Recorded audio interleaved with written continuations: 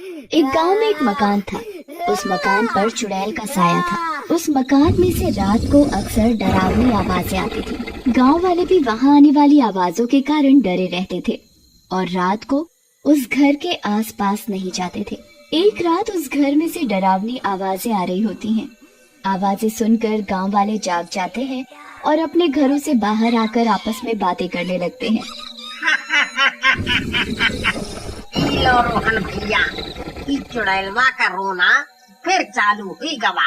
रोहन भैया, आप तनिक पूछ काहे नहीं आते कि ई चुड़ैल मैडम काहे रोवत रहती है। रोहन को बिल्लू की इस बात पर गुस्सा आ जाता है और वो बिल्लू को बोलता है, का ही कर रहे हो? इतना हिम्मत है तो तुम ही चले जाओ। रात होने के बाद तो अकेले सूसू नहीं कर पाते और यहाँ ज्ञान ले जा रहे हो।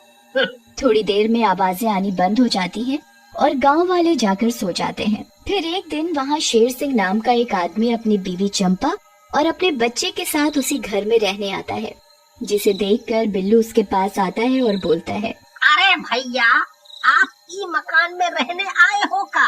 हाँ भैया, हम ई मकान में रहेंगे। सस्ता मिल रहा था, हम ले लिए। लेकिन बिल्लू कुछ नहीं बोलता और वहाँ से चला जाता है। शेर सिंह को बिल्लू की इस बात पर हैरानी होती है। फिर शेर सिंह और चंपा घर के अंदर चले जाते हैं। नए घर को देखकर चंपा बहुत खुश होती है और बोलती है, अरे वाह जी, मान गई आपको। सही में बहुत ही बढ़िया मकान इतने बढ़िया दामों पर खरीद लिया है आपने। वाह जी, मेरी तो सारी सहेलियां जल जाएंगी इस मकान को देखकर। हाँ। अरे मेरी चंपा, तेरे लिए तो मैं ताजमहल भी खरीद डालूं। फिर ये मकान क्या चीज है?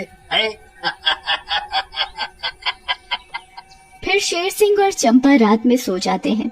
फिर रात में वही डरावनी आवाजें आने लगती हैं, जिसे सुनकर चंपा जाग जाती है और बोलती है, अजी अजी, ये डरावनी आवाजें कहाँ से आ रही हैं? जैसे कोई चुड़ैल रो रही हो। उठो ना, देखो।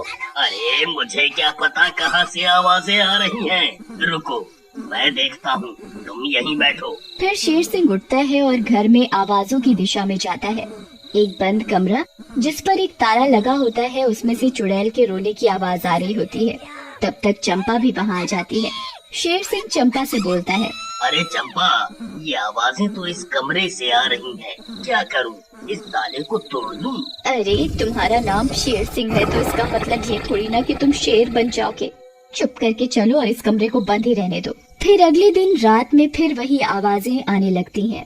इस बार चंपा उठती है और कमरे की तरफ बढ़ती है, लेकिन जैसे ही चंपा कमरे के पास पहुंचती है, आवाजें आनी बंद हो जाती है। अरे आवाजें तो आनी बंद हो गई, पता नहीं क्या चक्कर है। चलो सो जाती हूँ। ऐसा कहकर चंपा वापस जाकर सो जाती है। इसके बाद कई दिनों तक यही सिलसिला चलता है।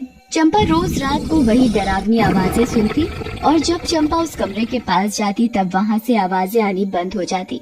फिर एक दिन चंपा परेशान होकर उस कमरे का ताला तोड़वाने का इरादा करती है और एक ताला तोड़ने वाले को बुला कर ले आती है। देखो ताले वाले भैया, इसी कमरे का ताला तोड़ना है।